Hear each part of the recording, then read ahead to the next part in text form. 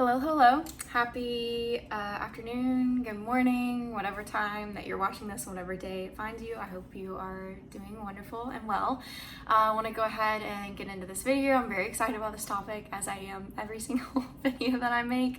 I've just been feeling so genuinely just like so much more alive like sharing this because I'm just really passionate about it and it's really helped me. I want to put out there that I just want to encourage your own individual journey, going back to the first video about radical responsibility and just encouraging you again to take full ownership of this journey for yourself, and don't just like be listening to me and doing everything I say exactly in the steps that I say it. Just want to encourage you that you're on your own journey. You know your body, you know your trauma better than any person out there. I want you to take this information and really tailor it to you, to your lifestyle, and approach it in a way that makes sense for you and in a way that like your intuition is guiding you, your body is pulling you into doing. So, disclaimer out there and we'll get into it. I'm not a licensed professional. I'm not a licensed therapist. I'm just sharing my own unique journey and perspective and experience.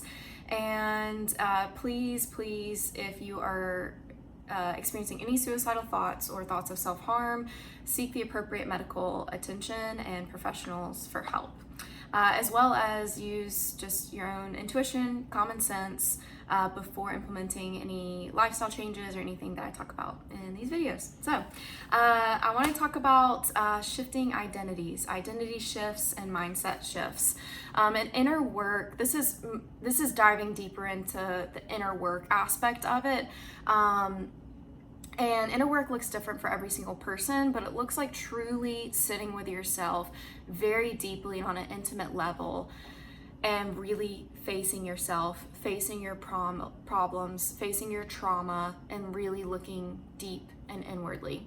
It's not just your thoughts, but it's about being aware of the sensations. It's about the lifestyle changes. It's about the moment to moment identity shifts and creating new identities and new thought patterns around your belief system, around your trauma. And I think that the last video I made, like the lifestyle changes, I think that's so powerful, and I do think that's an important step to take before you start really diving into the inner work, because when you free up space in your schedule, you free up space in your mind, you declutter your whole life, relationships, entertainment consumption, media consumption, when you start to filter out those things, really nourish your body, you create, like you declutter your home, you create space in your environment, it really is going to create space and nourishment on such a deep level within you that you're able to face your trauma so much more clearly, and so much just better. It's easier to face your trauma when you've cleared up space in your life. It allows you the freedom, the room to really process and face what happened to you. So all that being said, like everything up until now, at this point in your life, even the moments that weren't traumatic for you growing up or like beyond your trauma, every life experience you've had up until this point has shaped or formed your identity. We operate according to our trauma, our memories, our life experience, but it has programmed a belief system within us, a mindset system within us, and truly an identity that we might be aware of or we might not be aware of. It could be on a very subconscious level, but it dictates everything about our lives now.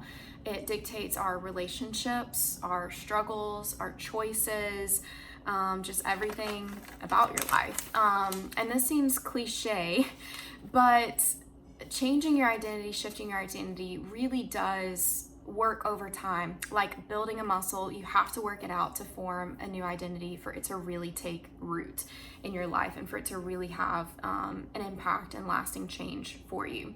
And this was something I kind of got stuck on in the beginning of this journey for me. I decided to like follow Jesus and start trying to adopt his lifestyle and live his life when I was around 16 years old, but I gravely missed the mark in so many areas. And whenever the Bible talks about like you are a new creation, like you're no longer your old identity or your new identity. I did not understand how that worked practically. And it's so simple. I don't know how I really missed it.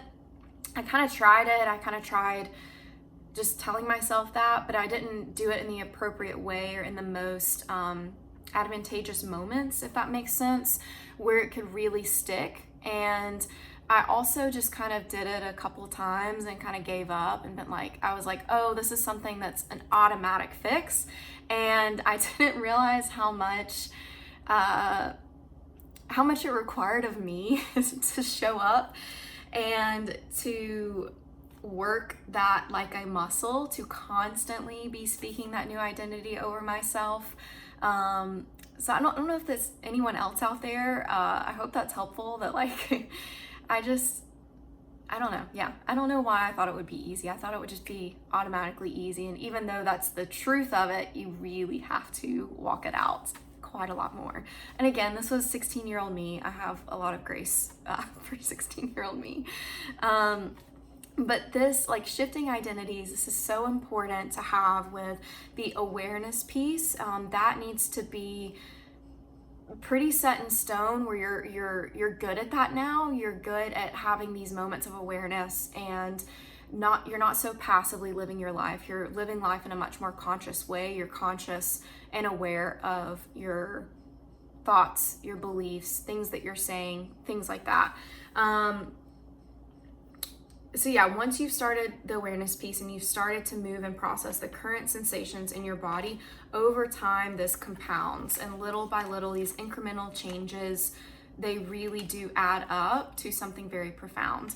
And a step to add to that piece is to start choosing your new identity. So it's important to sit down with yourself, journal. This is going to be a really good journaling prompt or journaling exercise for you. And again, if that's not your thing, just go to your safe space and sit, or go in nature and just sit and be with yourself and really, really think through and visualize this. I want you to visualize it's thrown out there a lot, your highest self. I don't really like that term as much. I prefer the term your healed self. So visualize your healed self. What would that person do? How would they act? How would they structure their days? What would their days look like? Would they have any routines? How would they show up in relationships? How would they treat people? How would they treat themselves? And how would they talk to themselves? I know that's a lot of questions, but it's kind of lumped into one. Really visualize what your healed self would look like. And the thing is like what would that person, what would their life look like? And start to identify specifics, start to identify how they would talk to themselves, start to identify just, again, like what their routine is like, how they treat other people, how they treat themselves. What are their thoughts? What are their belief systems? And once you identify that, it's kind of easier to work backwards than trying to just aimlessly work towards something. Like, you need direction, you kind of need a landing point. Otherwise, you're just going to be tumbling through life, maybe fumbling through life is a better way to put it. But with all of those things, once you've identified that, it's like, why not start doing that now? Like, you can choose to be that person now.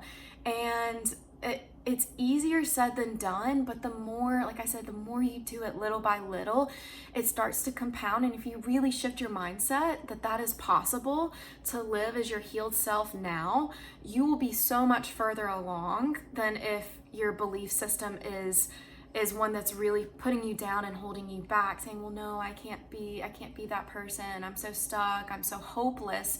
You have to shift yourself away from that sensation or that feeling of hopelessness, because that's just not true. There is hope. Like, you really can choose to and become a different person at any point in life that you want to. And I think that that's a really empowering thought and truth that we all need reminding of. I still need reminding of this every single day. And yeah, our identities function much like roles, but our roles are not our identities. So often we take our roles in life to be our entire identities. An example of this could be motherhood, or fatherhood, just being a parent. That is a mom. Being a mom is a role that I play. An artist is my career. It is a role that I play. It is not, or a role that I have. It is not who I am deepest at my core.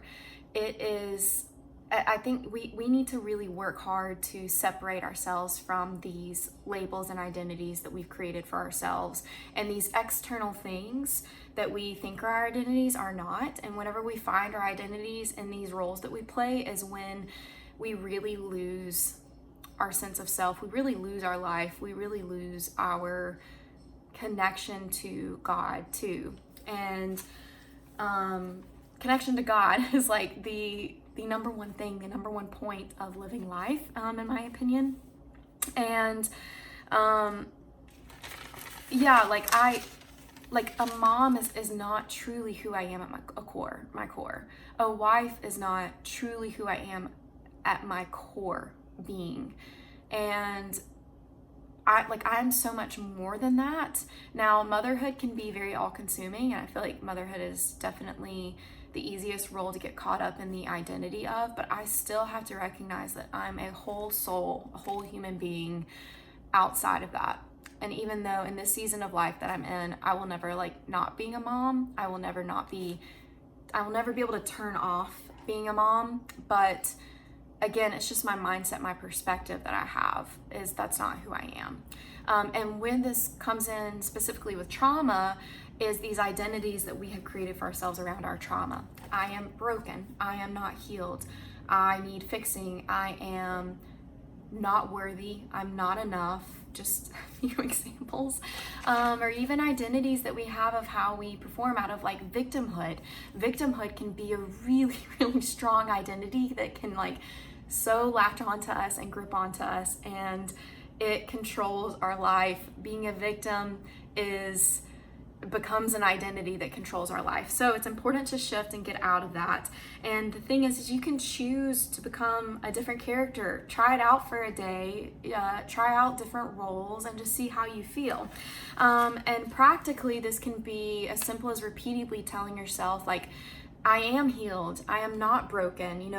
Come up with a new identity for yourself and start to speak it over yourself.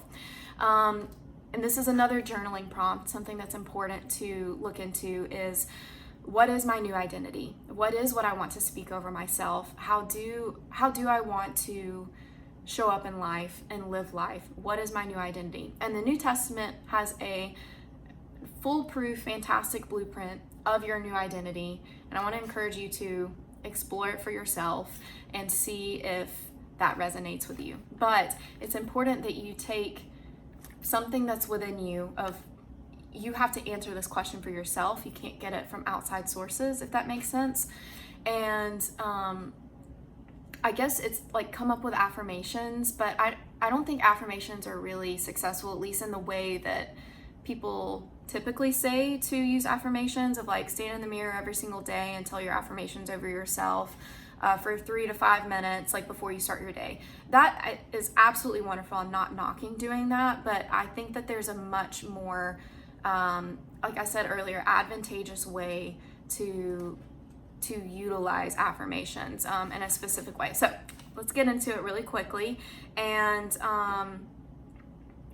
moment to moment, it looks like this: the awareness piece, and then the feeling the sensation in your body, and then moving the sensation out, even if it's just really short, taking a short pause, taking a moment, or shaking your body. I tend to do that a lot. And or dancing.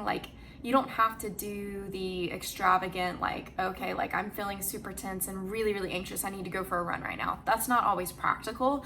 But in the moment, taking a pause, taking a break, and then repatterning your mind around your new identity. So it's about deciding oh, here it comes again.